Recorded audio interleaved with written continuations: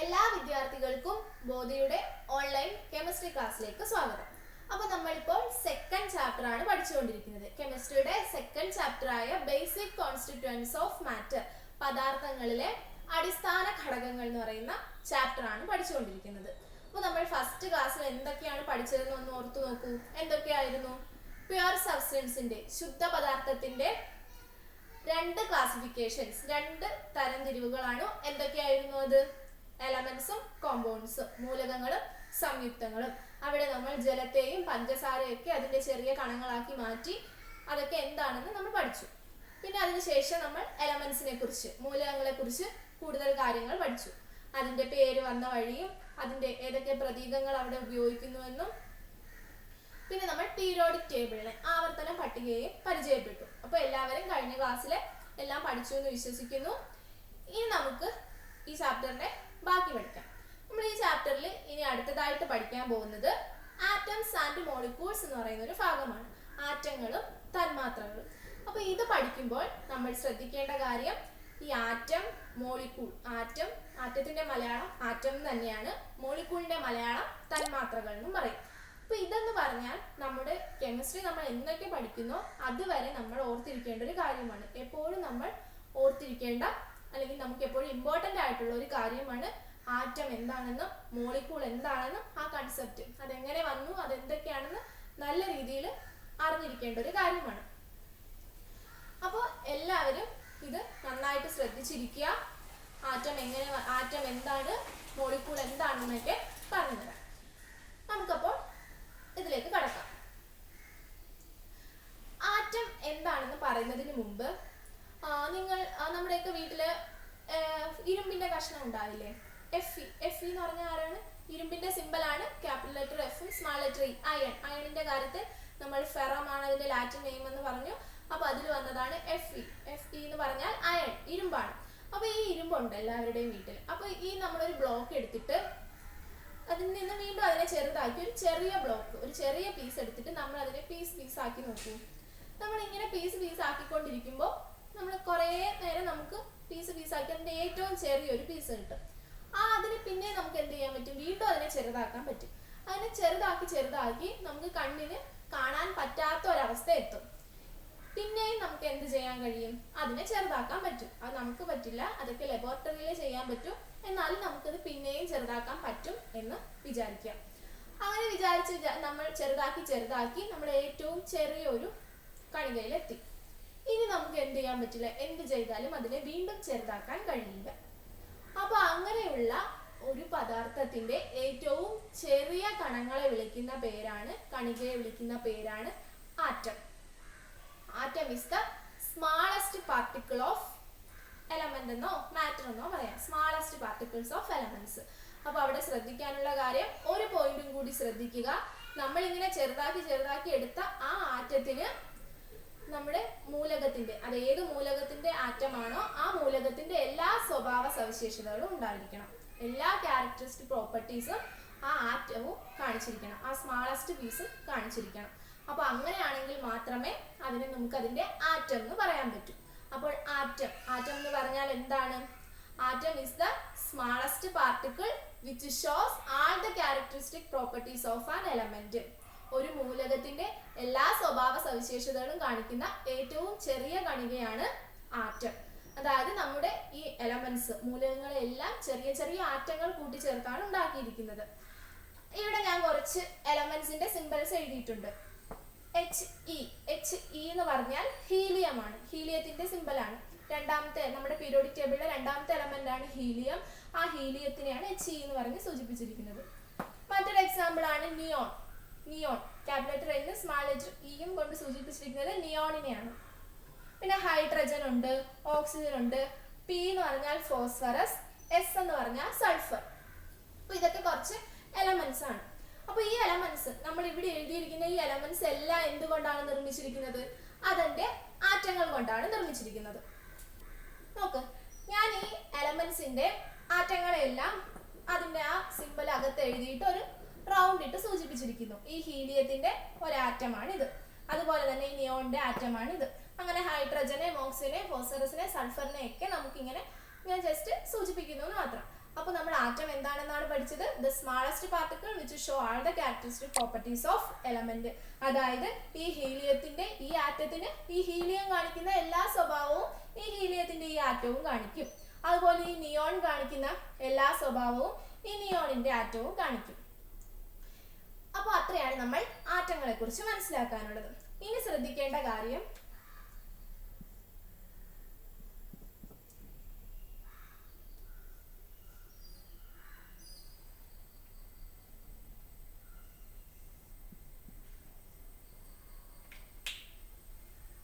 ഇവിടെ ഞാൻ ഹൈഡ്രജന്റെ ആറ്റത്തെ സൂചിപ്പിച്ചിട്ടുണ്ട്.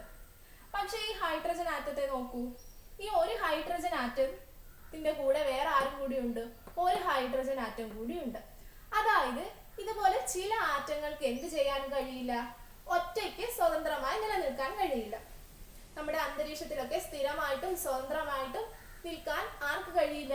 ഈ ഹൈഡ്രജനും കഴിയില്ല. ഹൈഡ്രജൻ എന്ത് വേണം? ഒറ്റയ്ക്ക് നിൽക്കാതെ ഒരു ഹൈഡ്രജൻ ആറ്റത്തിന്റെ കൂടി സഹായം വേണം. ഒരാറ്റം പോരാ. ഇപ്പൊ നമുക്കാണെങ്കിലും നമ്മൾ എവിടെയെങ്കിലും ചെന്നാൽ നമുക്കൊരു സുഹൃത്ത് അത്യാവശ്യമാണ് ചിലർക്ക്. അങ്ങനെയുള്ളവർ എന്ത് ചെയ്യും? ഒരു സുഹൃത്തിനെയും കൂടെ ഒപ്പം കൂട്ടും. അതുപോലെ തന്നെ നമ്മുടെ ഹൈഡ്രജനും എന്ത് ചെയ്യും? ഹൈഡ്രജന് ഒരാറ്റമായിട്ട് അവർക്ക് ഒറ്റയ്ക്ക് നിൽക്കാൻ സാധിക്കില്ല. അതുകൊണ്ട് ഹൈഡ്രജനെ മറ്റൊരാറ്റത്തെയും കൂടെ കൂട്ടിച്ചേർന്ന് അവര് സ്ഥിരമായിട്ട് നിൽക്കത്തുള്ളൂ. അപ്പൊ ഹൈഡ്രജന് ഒരാറ്റത്തിന്റെയും കൂടെ സഹായം ഉണ്ടെങ്കിലേ സ്ഥിരമായിട്ട് നിൽക്കാൻ കഴിയും. അതുപോലെ ഓക്സിജൻ എടുക്കാം.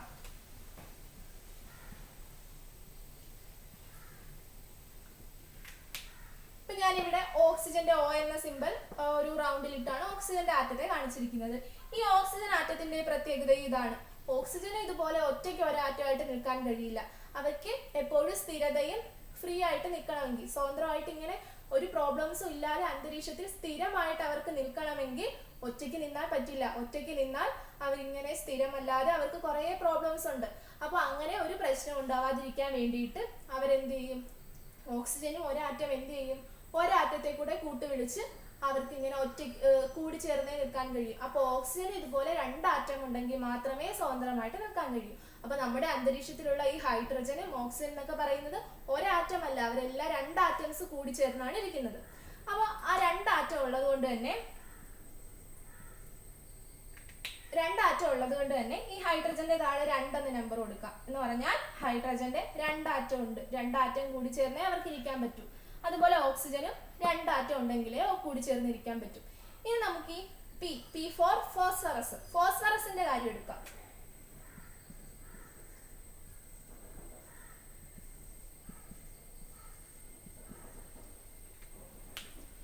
ഈ ഫോസ്ഫറസിന് ഒറ്റയ്ക്കിരിക്കാൻ പറ്റില്ലെന്നും പോട്ടെ, അവർക്ക് 2 പേരുണ്ടെങ്കിൽ പോലും സ്വതന്ത്രമായിട്ട് സ്ഥിരമായിട്ട് നിൽക്കാൻ പറ്റില്ല, ഇൻഡിപെൻഡന്റ് ആയിട്ട് നിൽക്കാൻ പറ്റില്ല. പകരം അവർക്ക് എത്ര പേര് വേണം? ഫോസ്ഫറസിന് 4 ആറ്റങ്ങളുടെ സഹായം ഉണ്ടെങ്കിലേ സ്ഥിരമായിട്ടും ഫ്രീ ആയിട്ട് നിൽക്കാൻ കഴിയൂ. അതുപോലെ ഇനി സൾഫർ, അങ്ങറ്റത്ത് എഴുതിയിരിക്കുന്ന സൾഫർ S, അതെടുത്താൽ അതിന് 1 പോരാ, 2 പോരാ, 3 പോരാ, 4 പോരാ, അതിന് എത്ര എണ്ണം ഉണ്ടെങ്കിലേ പറ്റൂ? 8 ആറ്റങ്ങൾ, 8 ആറ്റങ്ങൾ ഉണ്ടെങ്കിലേ സൾഫറിന് സ്ഥിരമായിട്ടും സ്വതന്ത്രമായിട്ട് നിൽക്കാൻ പറ്റൂ, ഇൻഡിപെൻഡന്റ് ആയിട്ട് നിൽക്കാൻ പറ്റൂ. അപ്പൊ ഇത് പറഞ്ഞ കാര്യം ഇവിടെ നമ്മൾ പഠിക്കാൻ പോകുന്ന അടുത്തതാണ് മോളിക്യൂൾ എന്താണ്. അപ്പൊ ഇവിടെ തന്മാത്ര എന്താണെന്നാണ് പറയാൻ പോകുന്നത്. അപ്പൊ എന്താണ് തന്മാത്ര? സ്ഥിരമായും സ്വതന്ത്രമായും നിൽക്കാൻ കഴിയുന്ന ഏറ്റവും ചെറിയ കണങ്ങളെ വിളിക്കുന്ന പേരാണ് തന്മാത്രകൾ. Molecules are the smallest particles which can exist independently. അതായത് ഇവിടെ ഹൈഡ്രജന്റെ ഒരു മോളിക്യൂൾ എന്ന് പറഞ്ഞാൽ ഏതാണ്? ഇത് ഫുള്ളും ആണ് ഹൈഡ്രജന്റെ ഒരു മോളിക്യൂൾ.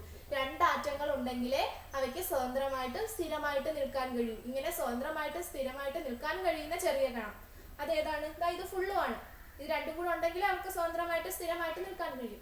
അപ്പൊ ഇതിനെ മൊത്തത്തിൽ വിളിക്കുന്ന പേരാണ് മോളിക്യൂൾ, തന്മാത്ര. ഓക്സിജന്റെ തന്മാത്ര എന്ന് പറയുമ്പോൾ ഇത് വരും.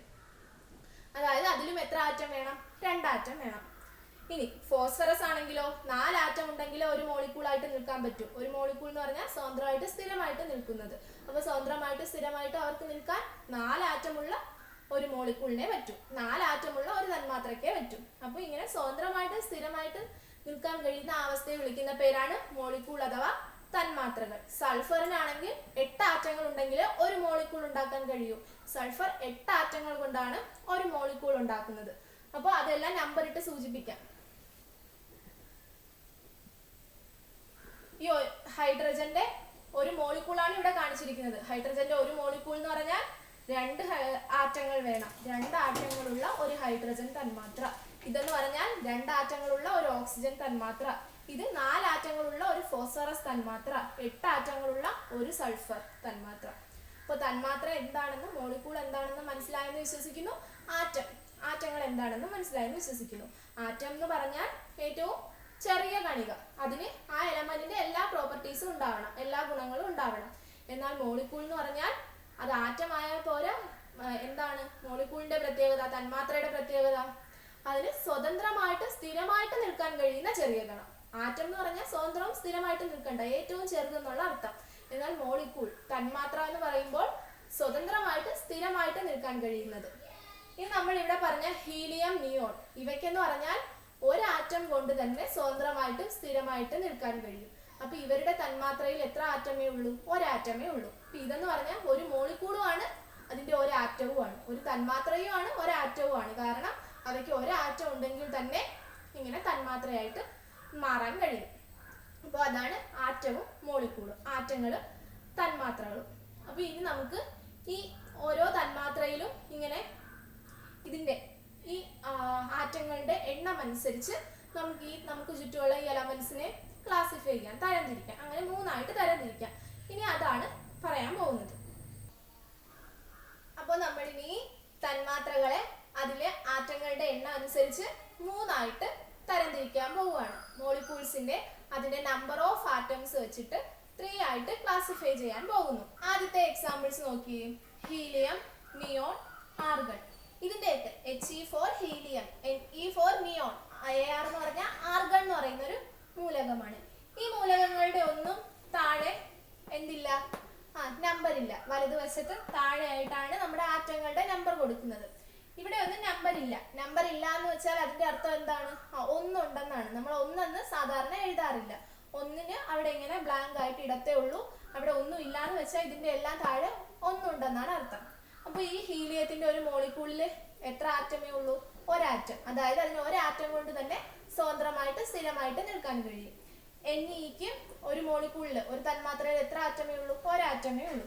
അതുപോലെ ആർഗണില് ഒരാറ്റം മതി, അതിനൊരു മോളിക്യൂളായിട്ട് നിൽക്കാൻ കഴിയും.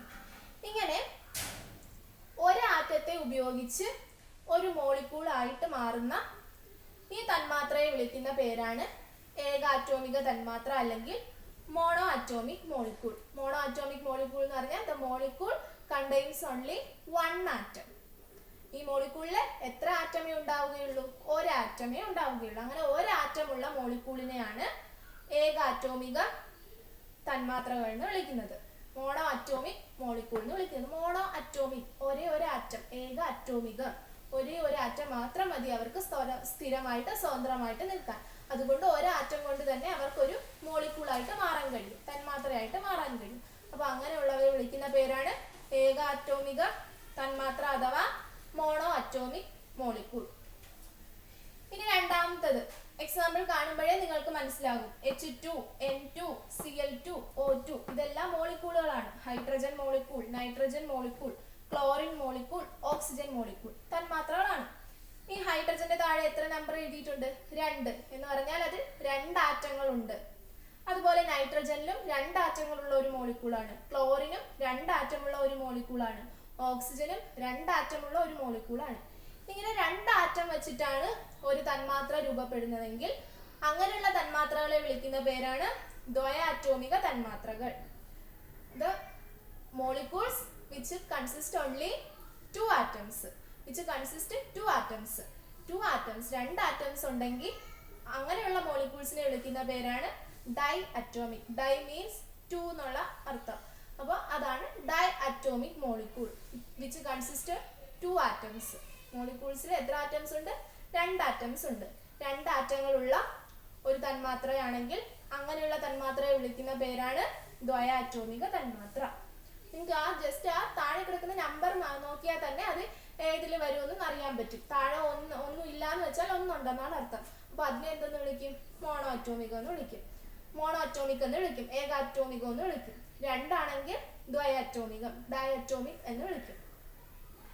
ഇനി ലാസ്റ്റ് ക്ലാസിഫിക്കേഷൻ ആണ് പോളി അറ്റോമിക് മോളിക്യൂൾ അഥവാ ബഹു അറ്റോമിക തന്മാത്രകൾ. ബഹു അറ്റോമിക എന്ന് പറയുമ്പോൾ ഈ രണ്ട് വരെയാണ് നമ്മൾ നേരത്തെ പറഞ്ഞത്. ഇനി 3, 4, 5, 6, 7, 8 അതായത് രണ്ടിൽ കൂടുതൽ, മോർ ദാൻ ടു ആറ്റംസ് വെച്ചിട്ടാണ് അവർ മോളിക്യൂൾസ് ആയിട്ടിരിക്കുന്നതെങ്കിൽ, അവരുടെ തന്മാത്രയിൽ 2 ആറ്റങ്ങളിൽ കൂടുതലുണ്ടെങ്കിൽ അതിനെ വിളിക്കുന്ന പേരാണ് ബഹു അറ്റോമിക തന്മാത്രകൾ. അപ്പോൾ അവയുടെ തന്മാത്രകളിൽ 2ൽ കൂടുതൽ കാണും. ഉദാഹരണമാണ് നമ്മുടെ P4 എന്ന് പറഞ്ഞാൽ ഫോസ്ഫറസ് നമ്മൾ നേരത്തെ കണ്ടതാണ്. അവർക്ക് 4 ആറ്റങ്ങൾ ഉണ്ടെങ്കിലേ ഒരു തന്മാത്രയാവാൻ പറ്റൂ. അപ്പൊ 2ൽ കൂടുതൽ വന്നു, 4 എന്ന് പറയുന്ന സംഖ്യ വന്നു, അതുകൊണ്ട് അത് പോളി അറ്റോമിക്കിൽ പെടുന്നു, ബഹു അറ്റോമികത്തിൽ പെടുന്നു. അതുപോലെ സൾഫറിന് 8 എണ്ണം വേണം, അതുകൊണ്ട് അത് ഏതിൽ പെടുന്നു? പോളി അറ്റോമിക്കിൽ, ബഹു അറ്റോമികത്തിൽ പെടുന്നു. അതായത് നമ്മൾ 2ൽ കഴിഞ്ഞ് 3, 4 പ്രത്യേകിച്ച് പേരൊന്നും പറയില്ല. അതെല്ലാം കൂടെ ചേർത്ത് 2ൽ കൂടുതൽ എത്ര വന്നാലും അതിനെല്ലാം കൂടെ ചേർത്ത് വിളിക്കുന്ന പേരാണ് ബഹു അറ്റോമിക അഥവാ പോളി അറ്റോമിക് മോളിക്യൂൾ. അപ്പോൾ ഈ 3ആണ് ക്ലാസിഫിക്കേഷൻ, നമ്മുടെ മോളിക്യൂൾസിന്റെ ക്ലാസിഫിക്കേഷൻ. തന്മാത്രകളെ നമുക്ക് ആറ്റങ്ങളുടെ എണ്ണം അനുസരിച്ച് 3ആയിട്ട് തരംതിരിക്കാം. അപ്പോൾ ഒരാറ്റം മാത്രമാണെങ്കിൽ മോണോ അറ്റോമിക് അഥവാ ഏകാറ്റോമികം, 2 ആറ്റമാണെങ്കിൽ ഡയാറ്റോമിക് അഥവാ ദ്വയാറ്റോമികം, 3 ആറ്റമാണെങ്കിൽ 3ൽ കൂടുതൽ 2ൽ കൂടുതൽ വന്നാൽ 3, 4, 5, 6, 7, 8 വരെയൊക്കെ മാക്സിമം പോകത്തുള്ളൂ. നമ്മുടെ സൾഫർ ആണ് 8 കാണിക്കുന്നത്. മാക്സിമം 8 വരെയൊക്കെയാണ് ആറ്റംസ് കൊണ്ടാണ് അവർ മോളിക്യൂൾസ് ഉണ്ടാക്കുന്നത്. 9, 10 അങ്ങനെ കൂടുതലൊന്നും എടുക്കാറില്ല. അപ്പോൾ ഏകദേശം 8 വരെ. അപ്പോൾ അത്രയും 2ൽ കൂടുതൽ വന്നാൽ അതിനെ വിളിക്കുന്ന പേരാണ് ബഹു അറ്റോമികം അഥവാ പോളി അറ്റോമിക് മോളിക്യൂൾസ്. അപ്പോൾ ഇതാണ് മോളിക്യൂൾസിന്റെ ക്ലാസിഫിക്കേഷൻ, തന്മാത്രകളുടെ ക്ലാസിഫിക്കേഷൻ. അപ്പോൾ നിങ്ങൾക്ക് ചെയ്യാവുന്നതെന്ന് പറഞ്ഞാൽ ഇതെല്ലാം എന്തൊക്കെയാണെന്ന് എഴുതുക. നമ്മൾ ആറ്റം എന്താണെന്ന് എഴുതുക, മോളിക്യൂൾ എന്താണെന്ന് എഴുതുക, അതിനുശേഷം ഈ ഓരോന്നും മോളിക്യൂൾസിന്റെ ഈ 3 ക്ലാസിഫിക്കേഷനും എഴുതുക. എക്സാമ്പിൾസ് ഉറപ്പായിട്ടും എഴുതണം. അതുമാത്രമല്ല ഈ തന്നിരിക്കുന്ന ഈ എക്സാമ്പിൾസ് ഒക്കെ തന്നെ ഇങ്ങനെ മിക്സ്ഡ് ആയിട്ട് നിങ്ങൾക്ക് തന്നിട്ട് ഇങ്ങനെ ക്ലാസിഫൈ ചെയ്യാൻ ചോദിക്കും. നിങ്ങളുടെ ടെസ്റ്റിൽ ആ ഒരു വർക്ക് കിടപ്പുണ്ട്, അപ്പോൾ അതെല്ലാവരും ബുക്കിൽ ചെയ്യുക. ഇങ്ങനെ ഇടയ്ക്ക് ആർഗൺ, ഓക്സിജൻ ഇതൊക്കെ ഇങ്ങനെ ഇടയ്ക്ക് മറക്കി തന്നിരിക്കും. അപ്പോൾ അതിനെ നമ്മൾ ഇങ്ങനെ ഈ 3 കോളങ്ങളിലായിട്ട് ഏകാറ്റോമികം, ദ്വയാറ്റോമികം, ബഹു അറ്റോമികം, mono atomic, diatomic, poly atomic എന്ന് പറഞ്ഞ് ക്ലാസിഫൈ ചെയ്യാൻ അറിഞ്ഞിരിക്കണം. അപ്പോൾ ഈ സിമ്പലിലാണ്, ഈ പ്രതീകത്തിലാണ് തരുന്നതെങ്കിൽ ഒന്ന് നോക്കണ്ട, അതിന്റെ താഴെ നമ്പർ ഉണ്ടാവും. ആ നമ്പർ താഴെ മീൻസ് താഴെ റൈറ്റ് സൈഡിൽ വലതുവശത്ത് ഇതുപോലെ നമ്പേഴ്സ്, സംഖ്യകൾ ഉണ്ടാവും. ആ സംഖ്യ എന്ന് പറഞ്ഞാൽ അതിനുള്ള ആറ്റങ്ങളുടെ എണ്ണത്തെയാണ് സൂചിപ്പിക്കുന്നത്. അപ്പോൾ ആ സംഖ്യ വെച്ചിട്ട് നമുക്കത് കണ്ടാൽ തന്നെ അത് മനസ്സിലാവും ഏതിൽ പെടുന്നതാണെന്ന്. അപ്പോൾ ആ രീതിയിൽ എല്ലാവരും ഇതിനെ ക്ലാസിഫൈ ചെയ്യാൻ, തരംതിരിക്കാൻ പഠിച്ചു വെച്ചേക്കുക. ഇനി നമുക്ക് ഇതിൽ കൂടുതൽ കാര്യങ്ങൾ പഠിക്കാം. അപ്പോൾ ഞാനിവിടെ ഹൈഡ്രജന്റെ മോളിക്യൂളിനെയാണ് എടുത്തിരിക്കുന്നത്. ഇതിൽ നിന്ന് എന്ത് മനസ്സിലായി നിങ്ങൾക്ക്? ഈ H എന്ന് കാണുമ്പോഴേ നിങ്ങൾക്ക് മനസ്സിലായി അത് ഹൈഡ്രജൻ ആണ്. പിന്നെ ഈ വലതുവശത്ത് 2 എന്ന് പറഞ്ഞാൽ 2 ആറ്റങ്ങളുണ്ട് എന്ന് മനസ്സിലായി. അപ്പൊ ഇതെന്ന് പറഞ്ഞാൽ 2 ആറ്റങ്ങളുള്ള ഒരു മോളിക്യൂൾ ഹൈഡ്രജൻ ആണ് ഈ കാണിച്ചിരിക്കുന്നത്. ഇനി ഇതിന്റെ കൂടെ വേറെ ഇതുപോലെയുള്ള 2 ആൾക്കാരും കൂടി വരികയാണെന്ന് വിചാരിക്കൂ.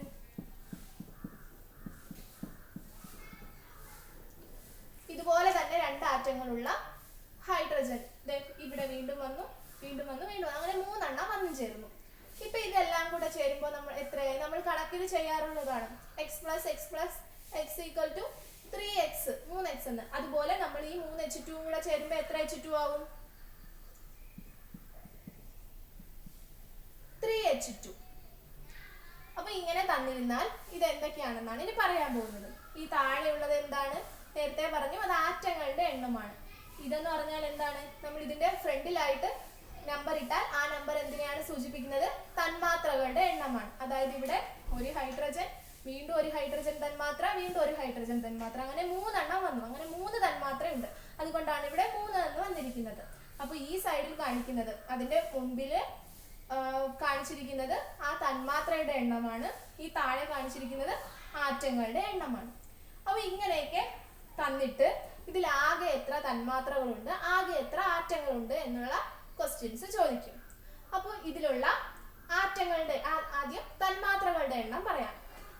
അപ്പോൾ നേരത്തെ പറഞ്ഞു ഇതിൽ എത്ര തന്മാത്രകളാണുള്ളത്, എത്ര തന്മാത്രകളാണ് മോളിക്യൂൾസ് ഉള്ളതെന്ന് അറിയാൻ ഇങ്ങനെയായിരിക്കും തരുന്നത്. ഇങ്ങനെ തരുമ്പോൾ അതിന്റെ ആ ലെറ്ററിന്റെ, ആ സിമ്പലിന്റെ തൊട്ട് മുമ്പിൽ കിടക്കുന്ന സംഖ്യ നോക്കിയാൽ മതി. മുമ്പിൽ എത്രയാണ് കിടക്കുന്നത്?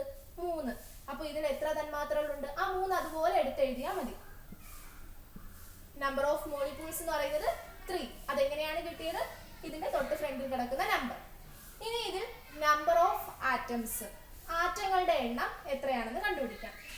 ഇതിൽ ആറ്റങ്ങളുടെ എണ്ണം കണ്ടുപിടിക്കുന്നത് എങ്ങനെയാണെന്ന് ചോദിച്ചാൽ, നിങ്ങൾക്ക് ആറ്റങ്ങളുടെ എണ്ണം നോക്കുമ്പോൾ ഇവിടെ ഒരു സംഖ്യ കിടപ്പുണ്ട്, 2 ആണെന്ന് അറിയാം. പക്ഷെ ആ 2 എന്ന് പറയുന്നത് ഒരു മോളിക്യൂൾ ഹൈഡ്രജനിൽ, നമ്മൾ ആദ്യം എഴുതിയപ്പോൾ ഒരു മോളിക്യൂൾ ഹൈഡ്രജനിലുള്ളതാണ് 2. ഇവിടെ ആകെ ഇപ്പൊ എത്ര മോളിക്യൂൾ വന്നു, എത്ര തന്മാത്രകൾ വന്നു? 3 എണ്ണം വന്നു. ഇവിടെ 3 H2 വീതമുള്ള 2 എണ്ണം വീതമുള്ള 3 തന്മാത്രകളുണ്ട്. അപ്പോൾ ഇവിടെ ആകെ എത്ര ആറ്റമായി? ഈ 3നെ ഈ 2നെയും കൂടെ മൾട്ടിപ്പിൾ ചെയ്താൽ മതി. ഈ 3നെ ഈ 2നെയും കൂടെ ഗുണിച്ചാൽ ആകെ ആറ്റങ്ങളുടെ എണ്ണം കിട്ടും. അപ്പോൾ 3 × 2 6 6 ഇവിടുത്തെ ആകെ ആറ്റങ്ങൾ.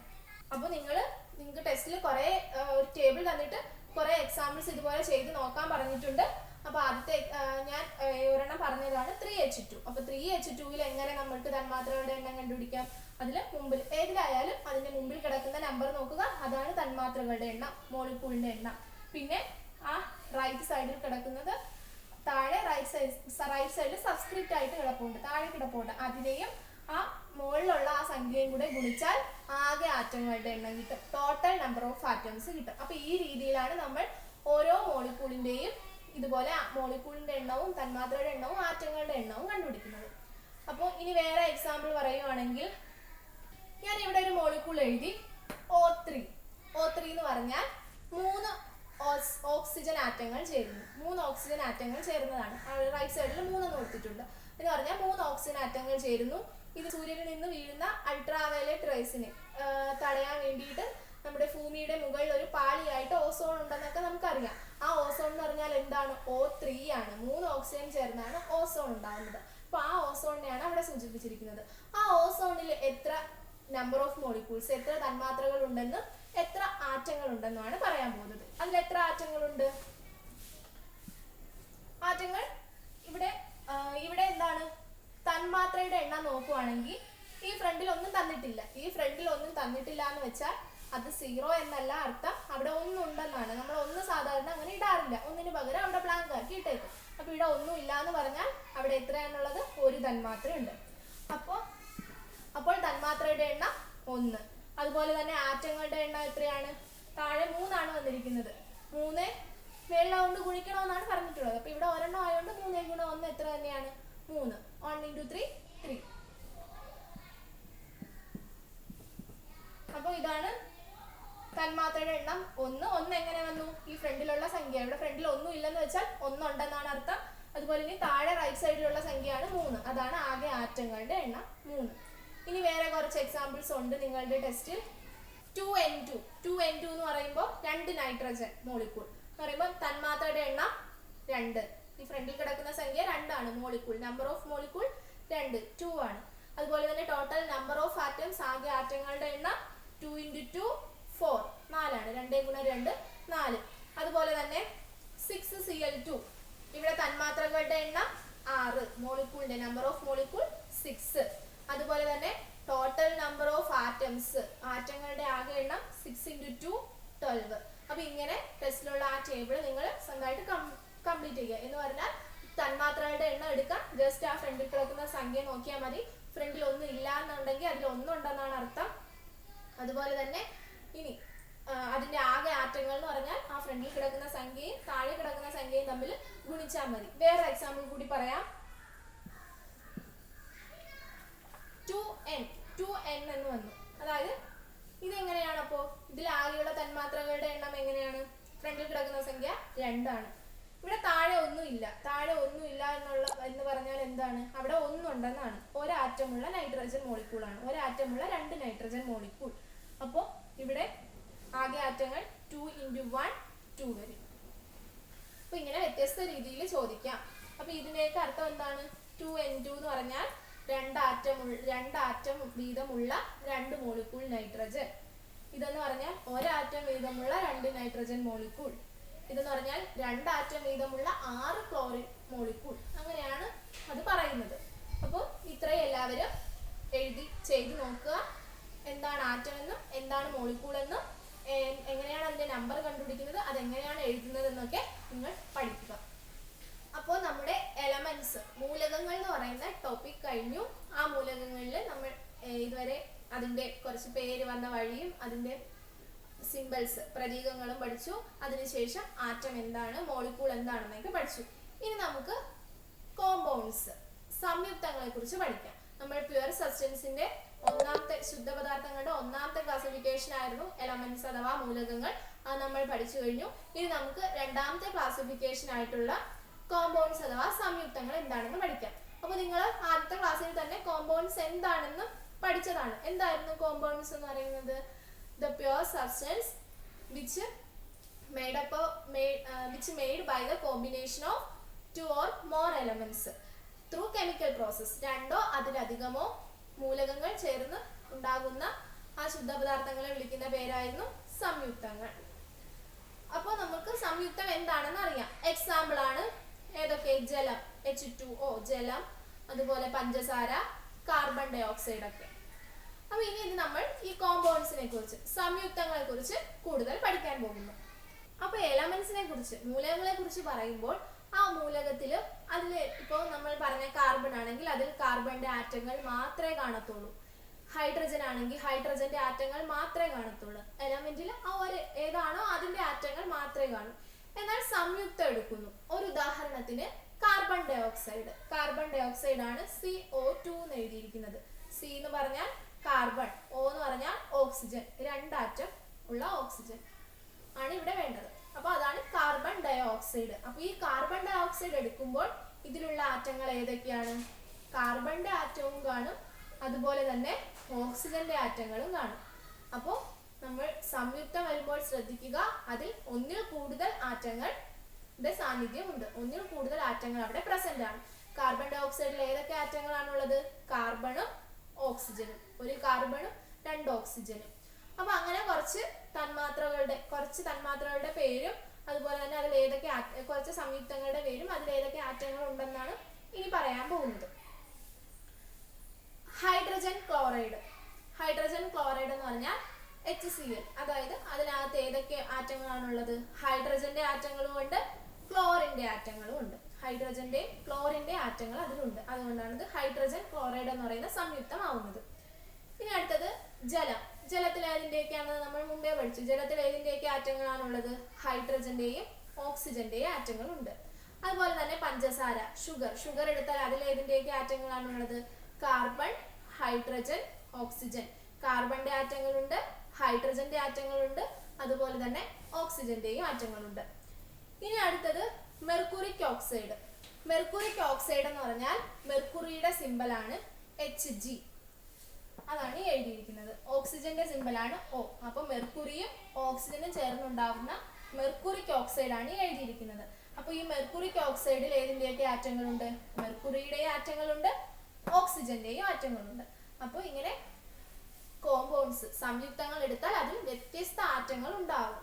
അതിന് എക്സാമ്പിൾസ് ആണ് നമ്മളിപ്പോൾ carbon dioxide, hydrogen chloride, ജലം, പഞ്ചസാര, അവസാനമായിട്ട് മെർക്കുറിക് ഓക്സൈഡ്. അപ്പൊ ഈ കോമ്പൗണ്ട്സിന്റെ പേരും ഈ സംയുക്തങ്ങളുടെ പേരും അതിൽ ഏതൊക്കെ ആറ്റങ്ങൾ ഉണ്ട് എന്നുള്ളത് പഠിച്ചു വെക്കുക. ഇനി നമ്മൾ ആ സംയുക്തങ്ങളിൽ തന്നെ ആ ആറ്റങ്ങൾ എത്ര എണ്ണം വീതം ഉണ്ടെന്ന് എങ്ങനെ മനസ്സിലാക്കാനാണ് പഠിക്കാൻ പോകുന്നത്.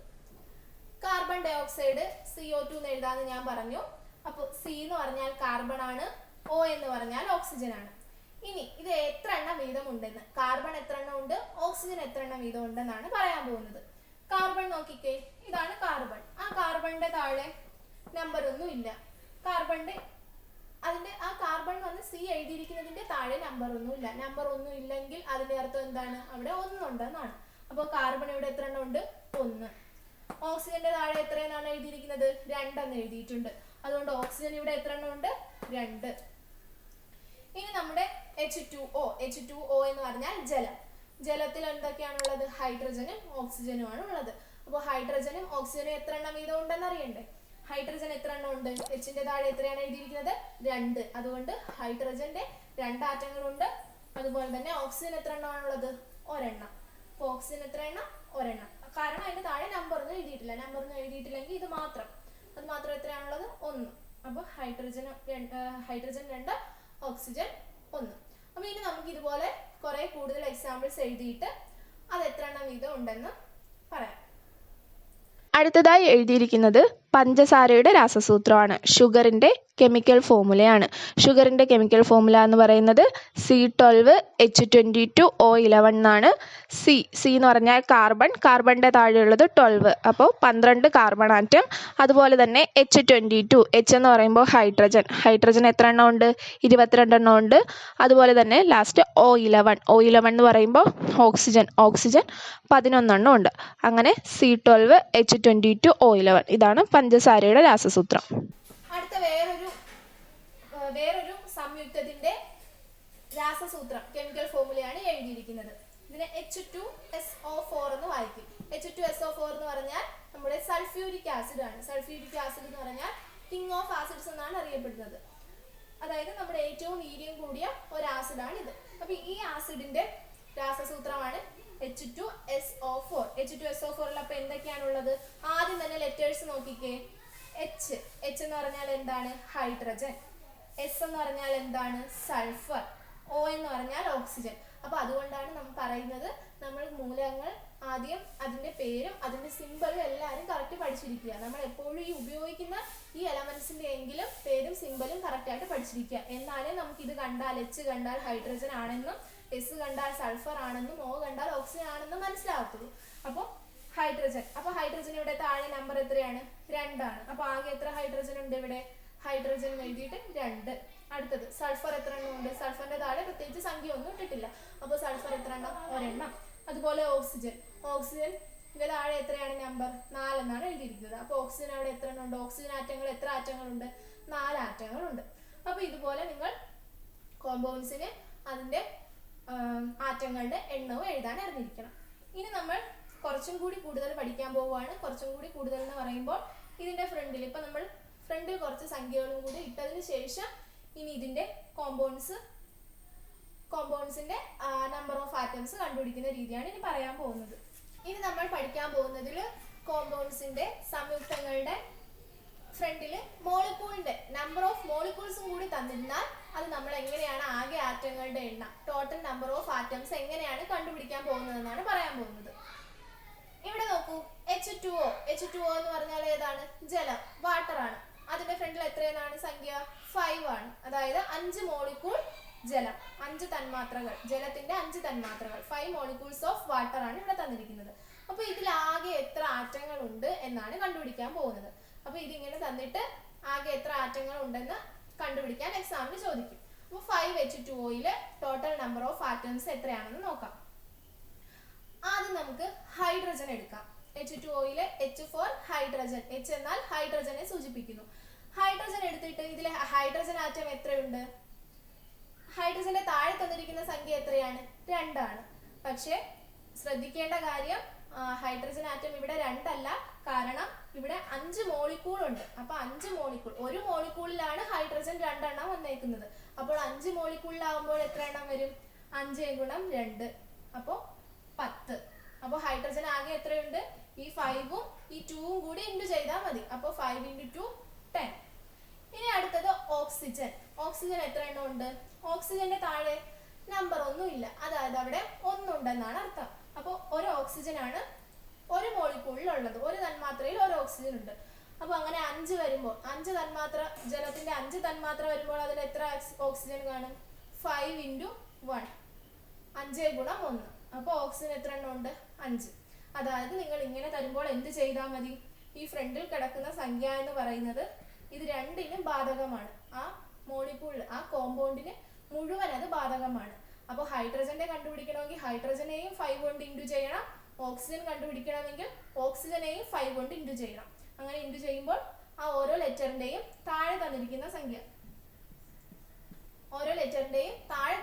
സംഖ്യയെ ആ മോളിക്യൂളിന്റെ നമ്പർ കൊണ്ട് ഇൻറ്റു ചെയ്താൽ മതി. അപ്പൊ ഇവിടെ നമ്പർ ഓഫ് മോളിക്യൂൾസ് 5 ആണ്.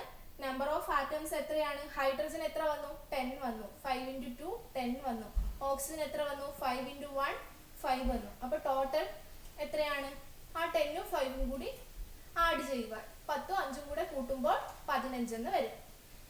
ഇനി അടുത്ത എക്സാമ്പിൾ എടുക്കുവാണ് ഷുഗർ.